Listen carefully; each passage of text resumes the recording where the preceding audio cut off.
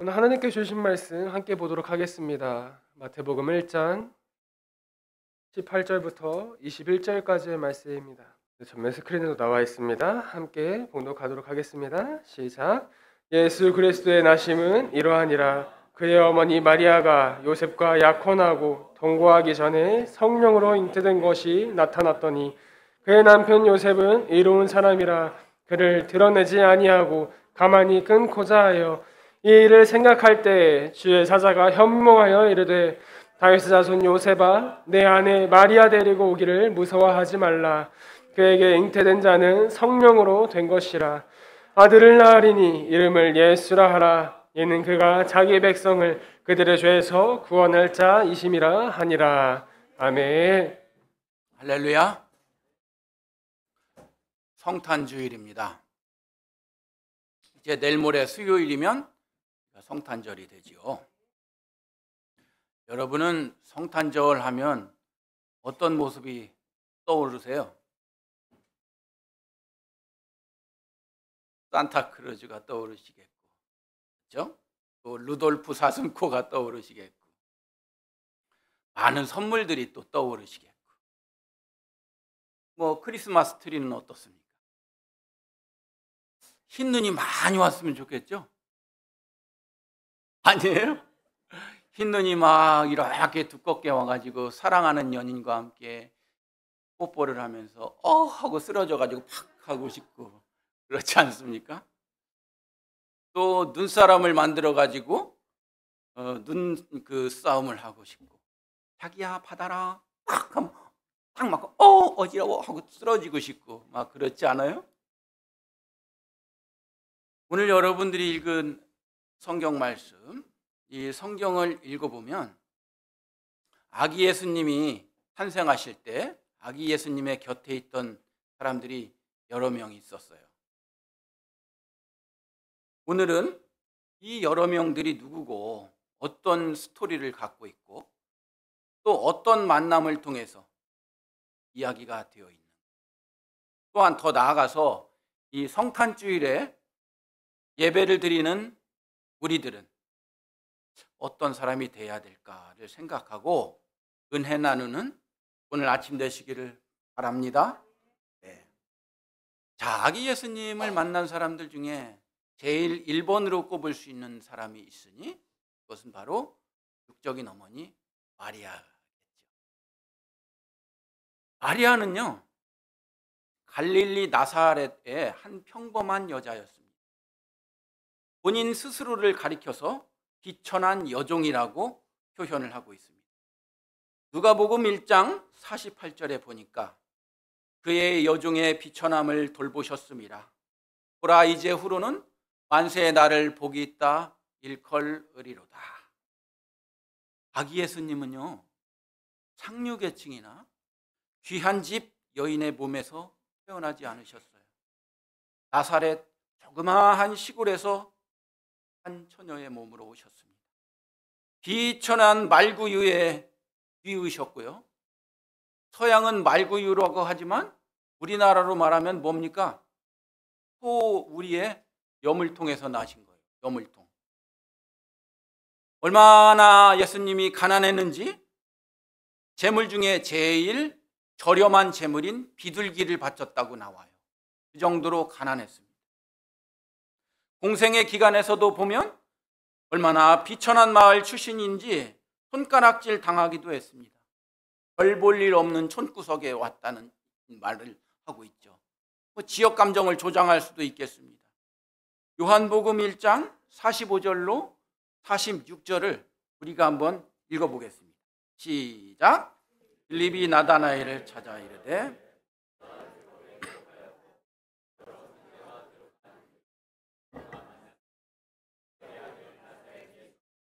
나다나엘이 이르되 나사렛에서 무슨 선한 것이 날 수 있느냐? 빌립이 이르되 와서 보라. 빌립이 나다나엘에게 예수님을 소개할 때 나다나엘이 천박한 별 볼 일 없는 동네 나사렛에서 무슨 유명한 사람이 날 수 있겠냐라고 조롱했던 것입니다. 근데 어느 날 마리아는 요셉이라는 남자하고 약혼한 관계였는데 동거하지는 않았는데 성령으로 잉태됨을 천사로부터 고지를 받습니다. 마태복음 1장 18절 함께 합니다. 시작. 예수 그리스도의 나심은 이러하니라. 그의 어머니 마리아가 요셉과 약혼하고 동거하기 전에 성령으로 잉태된 것이 나타났더니 마리아는 황당하고 놀라고 두려웠습니다. 그러나 천사의 말을 듣고 주여 비천한 종이오니 말씀대로 내게 이루어지이다 하고 순종을 해요. 그렇지만 마리아의 순종은 상당히 위험한 삶의 시작이 됩니다. 왜냐하면 당시 유대의 관습과 율법에 따르면 처녀가 잉태하면, 요즘 한국 사회에서 처녀가 잉태해도 애들을 안 낳는 사회니까 처녀가 잉태해도 박수 쳐주죠. 그죠? 할렐루야 그러고 뭐 동사무소 직원들이 다 따라와요. 얼마 준다고. 그런데 그때는 처녀가 잉태하면 돌로 던져서 사형을 하는 제도가 있었던 겁니다. 이런 차원에서 마리아가 부른 노래는 노래가 아니라 어떻게 보면 두려움 반 걱정 반 시편으로 이야기하면 탄원시가 되지 않을 수도 없었던 것입니다. 우리 누가복음 1장 46절에서 50절까지만 한번 읽어보도록 해요. 자, 시작. 마리아가 이르되 내 영혼이 주를 찬양하며 내 마음이 하나님 내 구주를 기뻐하였음은 그의 여종의 비천함을 돌보셨음이라. 보라 이제 후로는 만세 나를 복이 있다 일컬으리로다. 능하신 이가 그 큰 일을 내게 행하셨으니 그 이름이 거룩하시며 극렬하심이 두려워하는 자에게 대대로 이르는도다. 마리아는 두려웠습니다. 그러나 비천한 종이므로 하나님의 성령의 말씀을 듣겠다는 순종의 고백을 하게 되는 것입니다. 마리아 다음으로 예수님 곁에 있었던 유명한 사람이 누구였을까요? 육적인 아버지 요셉이었을 것입니다. 여러분, 이 요셉이라고 하는 이름은요, 하나님께서 더하여 주신다라는 뜻이랍니다. 요셉은 다윗의 자손이고 본 고장은 베들레헴이에요. 집안 형편이 좋지 않았어요. 일거리를 찾아서 이리저리 떠돌다 보니까 나사렛이라는 시골 동네에 정착하게 됩니다. 그의 직업은 목수였습니다. 예수님께서도 그래서 공생애 전까지는 목수의 일을 하셨다고 그랬죠.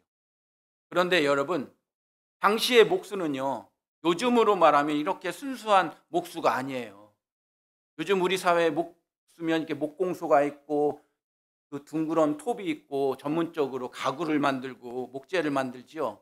그때 이야기하는 목수는 사실은 그런 직업이 아니에요. 뭐냐면 요즘 우리 용어로 말하면 핸디맨이에요. 부르는 인부들이란 말이에요. 집에 머물러서 각종 가구만 만드는 그런 직업이 아니고요. 연장을 들고 이것저것으로 옮겨 다니고요. 물건이나 어떤 집수리를 보수를 하는 그런 일을 했던 것입니다. 그렇게 살만한 형편의 그런 직업은 아니었던 겁니다. 전승에 따르면 이 요셉은 예수님이 10대 후반대에 죽었다고 전승에 나옵니다. 성경은 요셉을 의로운 사람이라고 기록하고 있습니다.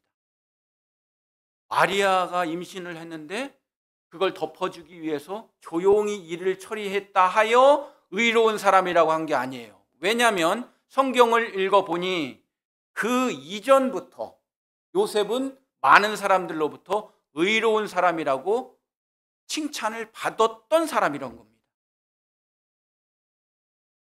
요셉은 하나님과 사람 앞에서 평판이 좋았던가 봅니다. 그런데 그런 그 사람에게 난처한 문제가 발생합니다. 아니, 약혼한 여자가 있고 그 여자가 마리아인데 약혼만 했지 잠자리도 하지 않았는데 임신이 됐다는 소문이 들려요. 인간 요셉은 분노했을 수도 있고요, 절망했을 수도 있고요, 끓어오르는 배신감에 잠도 못 이루었을 수도 있습니다. 그에게는 이해하기가 어렵고 정신적으로도 쇼크를 받았을 수도 있습니다. 율법에 의하면 그런 여자는 간음죄에 속해서 돌로 던져서 죽임을 당하여야만 했습니다. 그럼에도 불구하고 요셉은 마리아의 임신 사실을 모든 사람한테 비밀로 합니다. 공개하지 않습니다. 마리아를 보호해 주기로 결심합니다. 조용히 약혼을 파혼하려고 합니다. 그러나 천사로부터 음성이 들립니다. 마리아를 자기 아내로 맞이하라는 음성입니다. 결국 그는 마리아와 결혼을 하게 됩니다. 그리고 때마침 그 시대 지배국가인 로마가 호적 정리를 명령합니다. 호적 정리를 명령해서 베들레헴으로 가서 호적 정리를 하게 됩니다. 그곳에서 아기 예수님을 낳습니다. 여관에서 낳는데요, 돈이 없으니까 아기를 출산하는데 누일 데가 없어서 말구유에 누였다고 그럽니다. 우리나라 용어로는 말구유가 뭐라고요? 소외양간에 있는 여물통에 아기를 누인 거예요. 호적 신고를 끝내고 고향으로 돌아오는 도중에 헤롯 왕으로부터 참배를 받죠. 그리고 헤롯 왕이 돌아가면서 헤롯 왕이 아기 왕 예수가 태어났다는 소리를 듣고 자신의 정적으로 생각하는 겁니다. 애시당초 싹을 잘라야 됩니다. 헤롯이 명령을 합니다. 예수 그리스도께서 태어나신 그 시를 기준으로 남자아이들은 싹 목을 베어버려라. 결국 요셉은 부인 마리아와 아기를 데리고 뜻하지 않은 국제 이민을 피난해 갑니다. 어디로요? 이집트로 피난을 해 갑니다. 그렇게 이러한 뜻하지 않은 이민 도피 생활 속에 요셉은 나사렛으로 돌아옵니다. 배운 게 목수일이어서 자라나는 아이 예수에게 목수일을 가르쳤겠죠. 나무 자르는 법, 수도 고치는 법, 전기 고치는 법, 싱크대 고치는 법, 집 고치는 법, 하수도 고치는 법, 이런 법들을 어린 예수에게 가르쳤고 아마 아버지인 요셉을 어린 예수도 돕기도 했을 것입니다. 요셉은 나름 아버지로서 예수님에게 일을 가르쳤고 회당에 데리고 가서 예배도 드렸을 것이고 성실히 아버지의 역할을 감당했기도 했을 겁니다. 왜냐? 그는 의로운 사람이었다고 했으니까요. 요셉은 어떤 사람이었습니까? 첫 번째, 그는 사람을 중요시한 사람입니다. 마태복음 1장 18절로 19절입니다. 우리 다 함께 해볼까요? 시작. 예수 그리스도의 나심은 이러하니라. 그의 어머니 마리아가 요셉과 약혼하고 동거하기 전에 성령으로 잉태된 것이 나타났더니 그의 남편 요셉은 의로운 사람이라 그를 드러내지 아니하고 가만히 끊고자 하여. 요셉은 자신의 약혼녀 마리아가 자신과 동거하기도 전에 임신한 걸 알았을 때 그걸 세상에 드러내지 않고 조용히 파혼하려고 그랬습니다. 이 사실이 세상에 드러날 경우 마리아는 파혼뿐만 아니라 생명이 끝나기 때문입니다. 요셉은 사람의 생명을 중요시했습니다. 그 당시에 하찮게 여겼던 여자의 생명도 중요시했던 사람이었던 겁니다. 또한 두 번째로 요셉은 성령의 역사를 믿는 사람이었습니다. 마태복음 1장 20절에 보니까요, 이 일을 생각할 때에 주의 사자가 현몽하여 이르되 다윗의 자손 요셉아, 네 아내 마리아 데려오기를 두려워하지 말라. 그에게 잉태된 자는 성령으로 된 것이라. 요셉은 천사로부터 이 아이는 성령으로 잉태한 것이고 그것을 믿는다면 그녀 데려오기를 두려워하지 말라는 음성을 들었고 믿었던 것입니다. 세 번째, 요셉은 어떠한 사람이었습니까? 메시아를 기다렸던 사람입니다. 마태복음 1장 21절을 우리 함께 해봅니다. 아들을 낳으리니 이름을 예수라 하라. 이는 그가 자기 백성을 그들의 죄에서 구원할 자이심이라 하니라. 요셉은 천사로부터 아기는 이스라엘 백성을 죄에서 구원할 자라는 말을 들었습니다.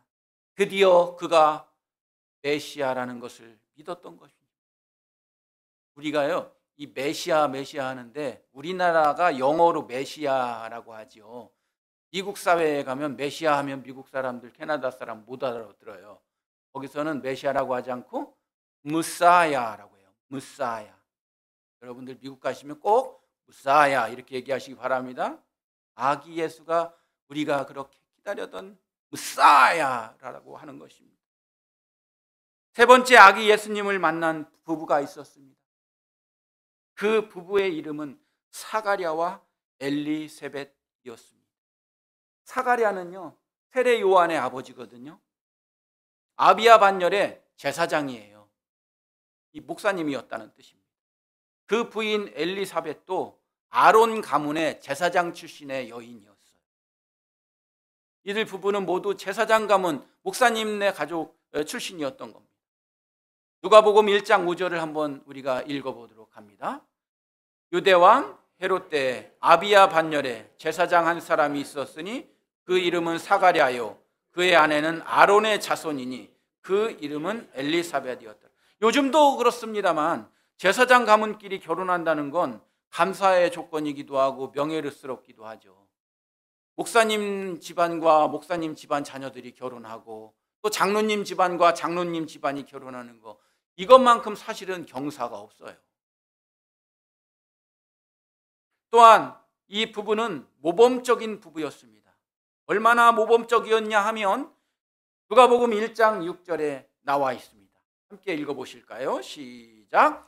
이 두 사람이 하나님 앞에 의인이니 주의 모든 계명과 규례대로 흠이 없이 행하더라. 두 사람은 하나님 앞에 의로운 삶을 살았고 모범적인 삶을 살았다는 것입니다. 그런데요, 이렇게 모범적이고 칭찬받는 부부가 걱정거리가 있었어요. 우리나라 속담에 걱정 없는 집이 없다고 그러죠. 걱정이 있었으니 그 걱정이 무엇이냐? 누가복음 1장 7절에 일이 나와 있습니다. 제가 읽습니다. 엘리사벳이 잉태를 못하므로 그들에게 자식이 없고 두 사람의 나이가 많았더라. 아기도 없는데 엄마 아빠가 이미 늙었어. 그러니까 걱정거리예요. 여러분, 요즘은요, 아이를 갖지 않고 부부만 인생을 즐기는 그런 사람들이 늘고 있죠. 이른바 딩크족이라고 하는데요.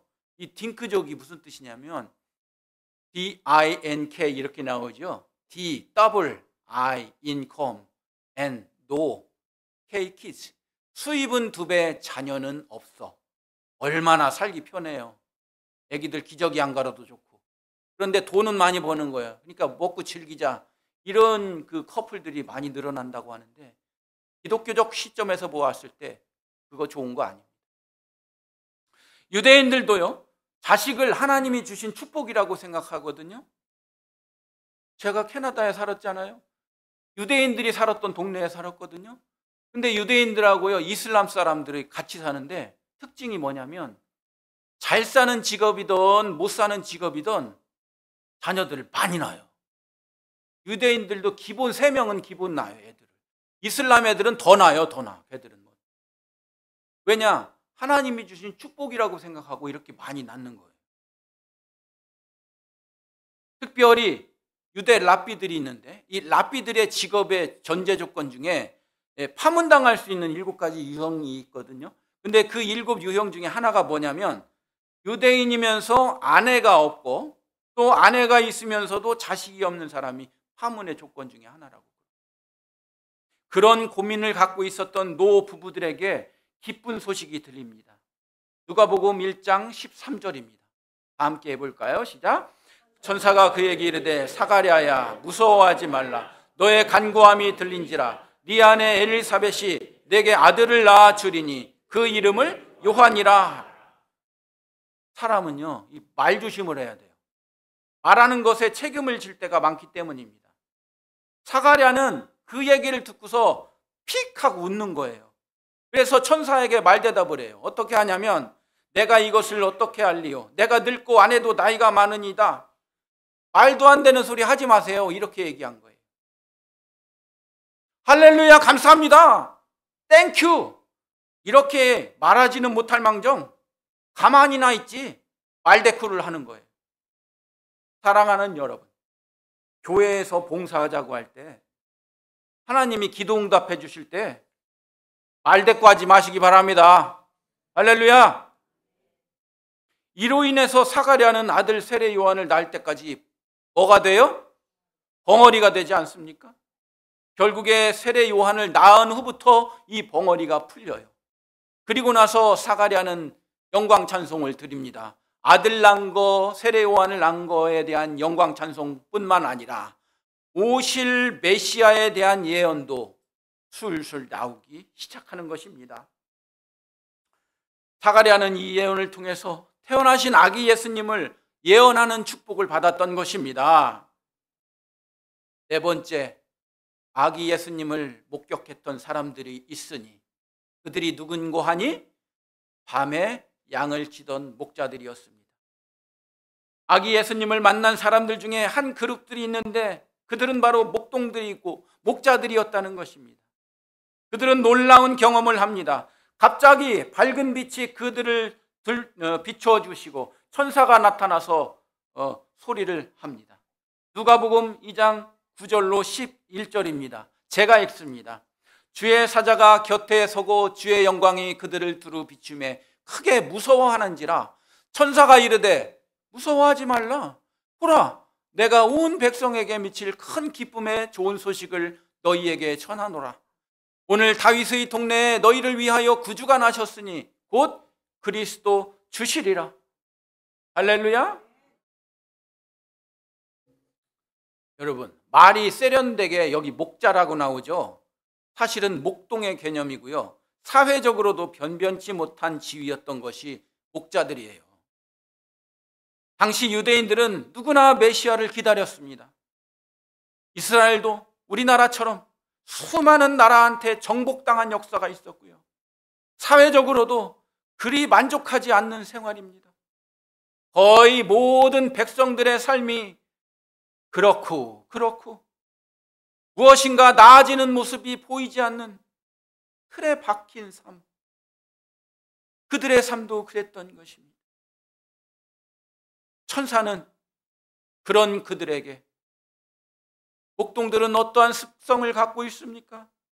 겁먹는 데에 익숙해 있고 삶의 자세가 피동적이고 시키는 일만 하고 웬만하면 골치 아픈 일과 연루되지 않기를 바라는 그런 목동들에게 말하는 것입니다. 얘들아, 무서워하지 마. 쫄지 마. 내가 온 백성에게 줄 큰 기쁨의 좋은 소식을 너희에게 전하잖아. 오늘 다윗의 동네에 너희를 위하여 메시아가 나셨으니 곧 그리스도 주 아기 예수님이시니라. 그리고는 호련히 허다한 천군 천사들의 합창이 울려 퍼지는 거 아닙니까? 누가복음 2장 14절에 말씀합니다. 지극히 높은 곳에서는 하나님께 영광이요 땅에서는 하나님의 기뻐하신 사람들 중에 평화로다. 할렐루야. 감동이 휘몰아친 목자들은 밤중인데도 불구하고 베들레헴까지 찾아가서 구유에 누운 베이비 크라이스트를 만나는 것입니다. 목자들은 이 놀라운 경험을 기쁘게 받아들였고 용기를 얻었고 이 일로 인해서 하나님께 영광을 돌렸던 것입니다. 아기 예수님은 우리 모두를 위해 세상에 오셨습니다. 특별히 춥고 가난하고 무슨 도움이라도 받아야 하는 힘든 자들에게 소식이 전파됐고 이들은 다행히 감화와 감동을 받았고 먹고 살기 힘듦에도 불구하고 애써 찾아 나서셔서 베이비 크라이스트를 알현했다는 것입니다. 예수님이 오시는 것은, 아기 예수님이 오신 것은 누구보다도 이 세상의 목자들에게, 좀 더 살기 힘든 사람들에게 축복이요 기쁨이었다는 것을 믿으시기 바랍니다. 다섯 번째, 동방 박사들이 아기 예수님의 곁에 있었습니다. 아기 예수를 찾아온 뜻밖의 손님들이 있었으니 그들이 동방 박사인데 그들의 특징은 무엇이냐? 유대인들이 아니었습니다. 그들은 이방인이었습니다. 여러분, 마태복음의 특징이 뭐냐면요, 마태복음은 유대인들만 위해서 포커스를 두고 쓴 성경이거든요. 이방인으로 온 동방박사 얘기를 오직 마태복음에만 나와요. 마가복음, 누가복음, 요한복음에는 나오지 않습니다. 이게 아이러니예요. 정통 유대인들만을 위해서 쓴 책에 이방인들을 언급해버리는 거예요. 그것도 단 한 번, 그것도 사복음서 중에 여기만 나오는 거예요. 그러므로 얼마나 동방박사들이 중요한 위치를 차지하고 있습니까? 이방인들인 동방박사들은 사실 메시아를 기다리거나 메시아를 알 리가 없었어요.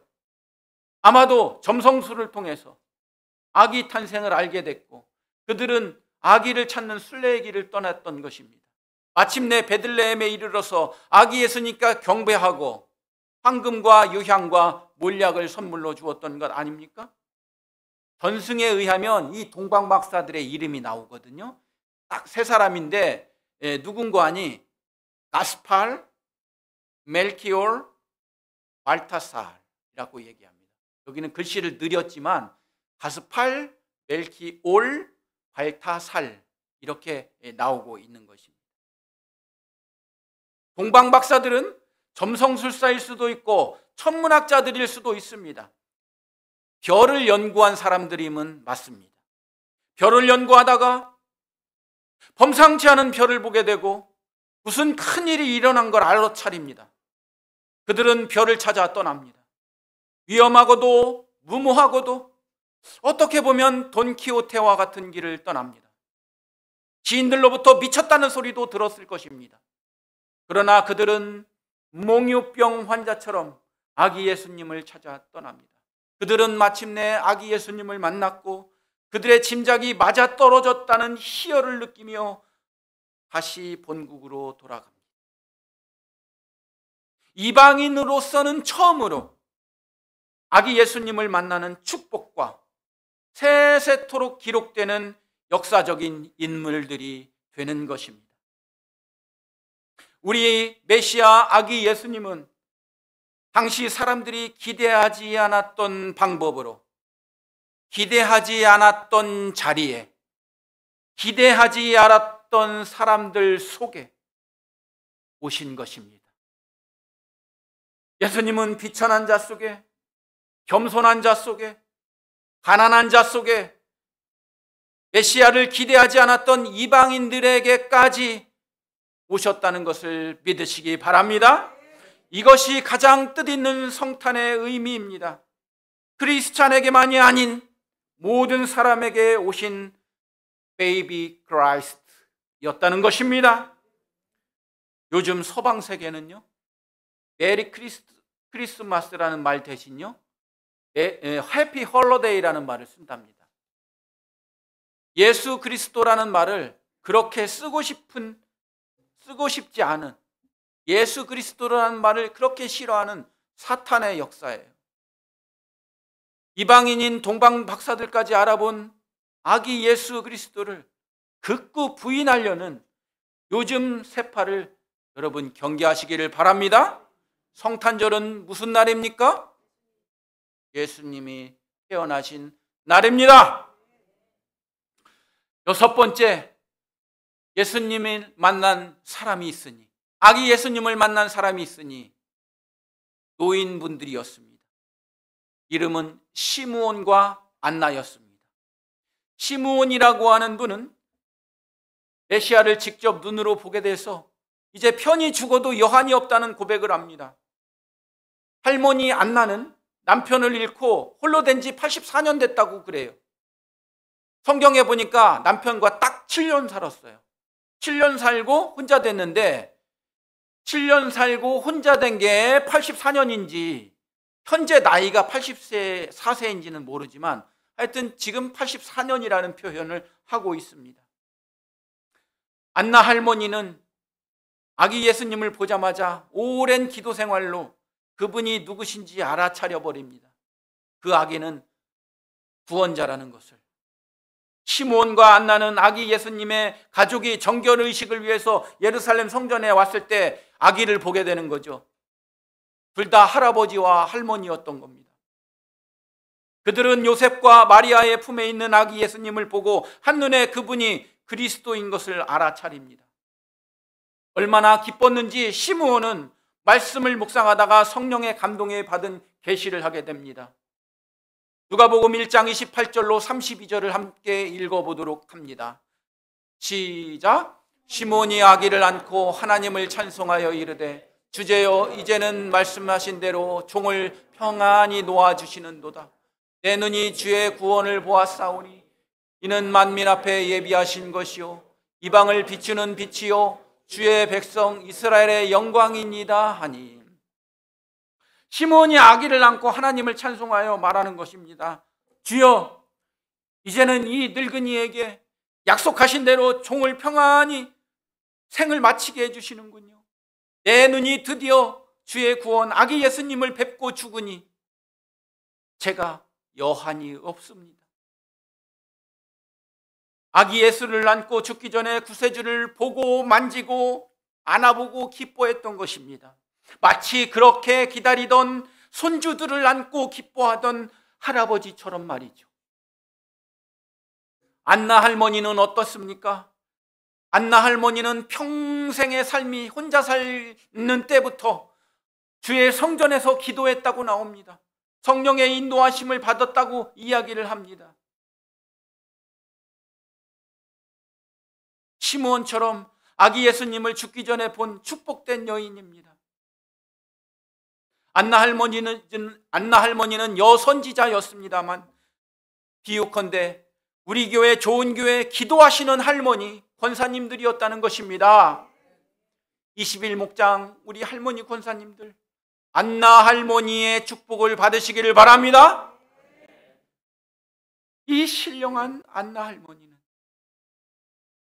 누가복음 2장 36절로 38절에 예수 그리스도의 아기 예수 그리스도를 이제 전파하기 시작하는 것입니다. 누가복음 2장 36절로 38절 함께 읽어보도록 합니다. 또 아셀 지파 바누엘의 딸 안나라 하는 선지자가 있어 나이가 매우 많았더라. 그가 결혼한 후에 7해 동안 남편과 함께 살다가 과부가 되고 84세가 되었더라.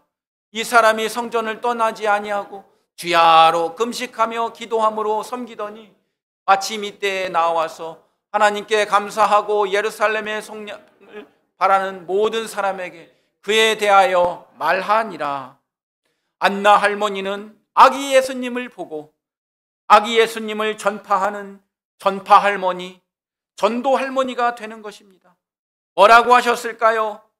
바로 그 아기는 그리스도라. 마지막으로 여러분, 아기 예수님을 만나는 사람들이 있습니다. 네, 바로 우리들입니다. 한번 7번을 읽어보실까요? 이 7번은 바로 저와 여러분들입니다.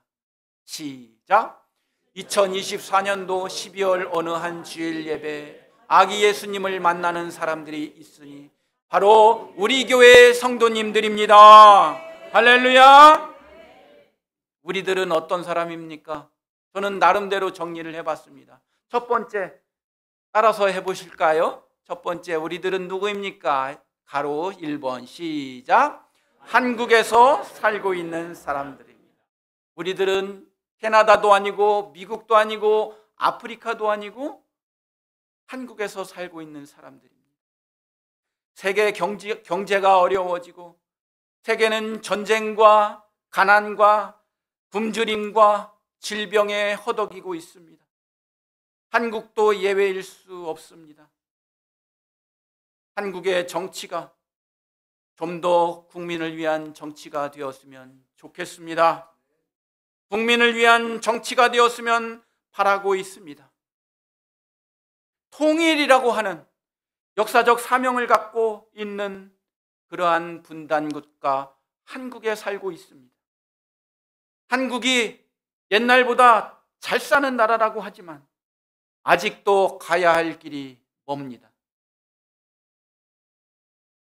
그런 한국에 아기 예수님이 오셨으면 좋겠습니다. 두 번째, 우리들은 어떠한 사람들입니까? 시작. 평범한 사람들이라 생각하는 사람들입니다. 우리는 그렇게 많은 욕심이 없는 평범한 삶을 살고 있습니다. 사회계층이 무엇냐고 묻는다면 그럭저럭 중산층이라 고백하는 사람들입니다. 저나 여러분들 어떻게 보면 약간의 만족만을 느끼고 그리 큰 부자는 아니지만 배곰지도 않고 평범한 사람이라고 생각하는 우리들 아닙니까? 그저 청국장 한 그릇에 도토리 묵에 간장을 조금 얹어 먹으면 특별한 음식이고요. 두부 콩나물이면 한 끼 식사 만족하는 게 우리들 아닙니까? 어떻게 보면 큰일 안 겪고 무사하게 삶을 살고 싶은 마음도 있는 게 우리 아닙니까? 평범하고 안전하고 무리 없이 조용히 은은하게 살고 싶은 사람들입니다. 괜찮습니다. 그러한 평범한 우리들에게도 예수님이 오셨으면 좋겠습니다. 세 번째, 우리들은 누구일까요? 시작. 지금 벌고 있는 수입보다 많이는 말고 좀 더 벌었으면 하는 사람들입니다. 벼락부자가 되고 싶어 하기도 합니다. 사실 복권이 당첨이 딱 돼가지고요, 벼락부자가 돼가지고요, 통장에 몇백억을 넣고요, 그 이자로 아무 일 없이 안 하고 배부르게 먹고 살고 싶기도 합니다. 우리 한국은 로또 1등 되면 얼마 정도 나옵니까, 홍장님? 뭐 10억이라고 치죠. 그러면 여기는 세금 뗀다면서요? 얼마 몇 프로 떼요? 15%? 20%? 네, 그렇군요. 캐나다는 1등이 700억입니다. 그리고 세금을 전혀 떼지 않습니다. 그 금액을 그대로 드립니다. 10억이건 100억이건 복권에 당첨돼서 그거 통장에 넣어놓고 따박따박 먹고 싶은 마음이 있는 게 우리들 아닙니까? 뭐가 하면요, 빌딩을 몇 채 사서요, 물주 중에 물주인 건물주가 돼가지고 대입자들한테 대우받고 그들이 내는 월세와 전세로 편안하게 살고 싶기도 합니다. 솔직한 마음입니다.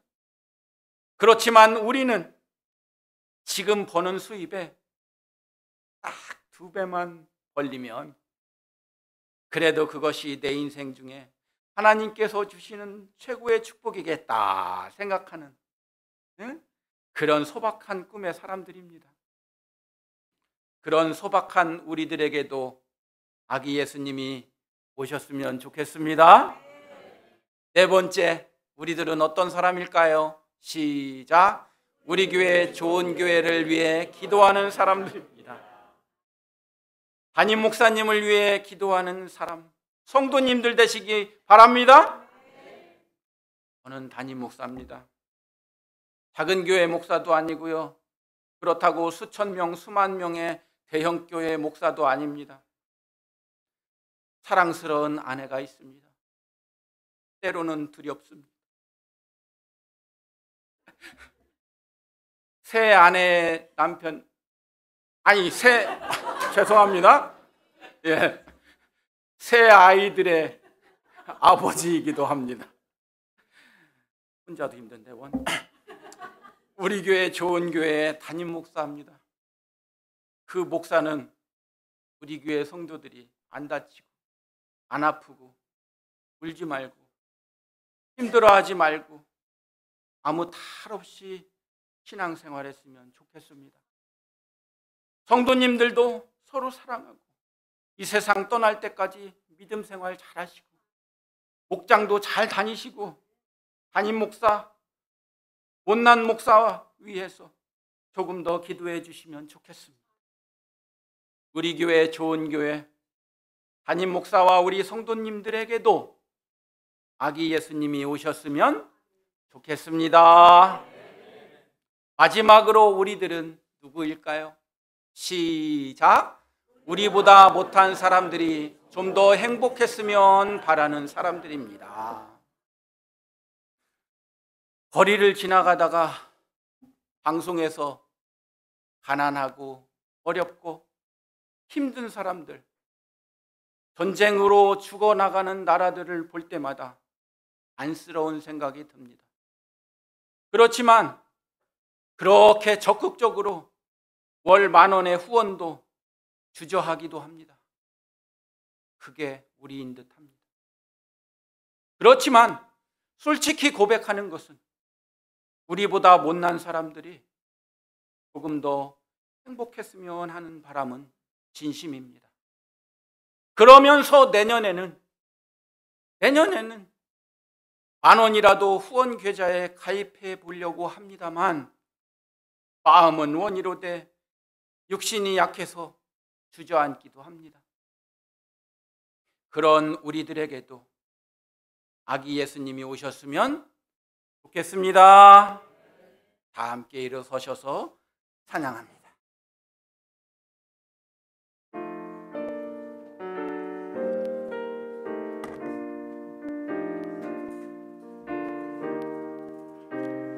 일 절 2절 4절합니다. 그 맑고 환한 밤중에 무천사 내려와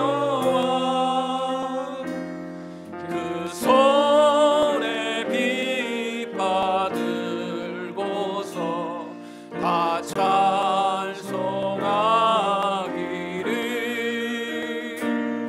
평강의 왕이 오시니 다 평안하여라. 그 소란하던 세상이 다 고요하도다. 무천사 날개 펴고서 이 땅에 내려와 그때에 부른 노래가 또다시 들리니 이 슬픔 많은 세상에 큰 위로 넘치고 온 세상 기뻐 뛰놀며 다 찬송하도 4절입니다. 내 선지에 어능하여 베들레헴 성에 주 예수 탄생하시니 온 세상 구주라. 서천사 기쁜 노래를 또다시 부르니 온 세상 사는 사람들 다 화답하도다. 기도합니다. 여러 사람들이 아기 예수님의 곁에 있었습니다. 그리 잘나지도 똑똑하지도 부유하지도 않았지만 나름 아기 예수님을 축하했습니다. 우리도 주님 누우신 구유 곁에 있게 하여 주시옵소서. 마리아처럼 비천하다는 고백과 함께 요셉처럼 하나님 보시기에 의로운 자가 되게 하여 주시옵소서.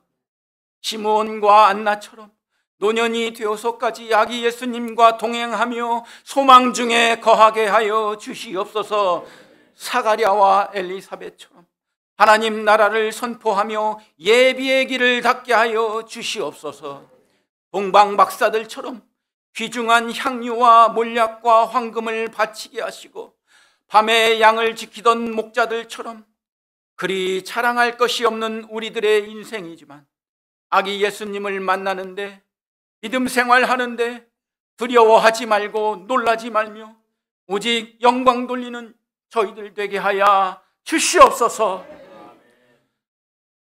우리를 사랑하사 아기 예수님으로 오신 그리스도의 사랑하심과 그 아기 예수님을 보내주신 아버지 하나님의 자비로우심과 우리 죄를 위해 아기 예수님을 어린 양으로 보내주신 성령님의 은총이 이 자리에서 예배드리고 더욱더 믿음 생활 잘하기로 약속하는 우리 교회 좋은 교회 성도들의 모든 머리 위에 지금부터 영원토록 함께 하시기를 간절히 축원하옵나이다. 아멘.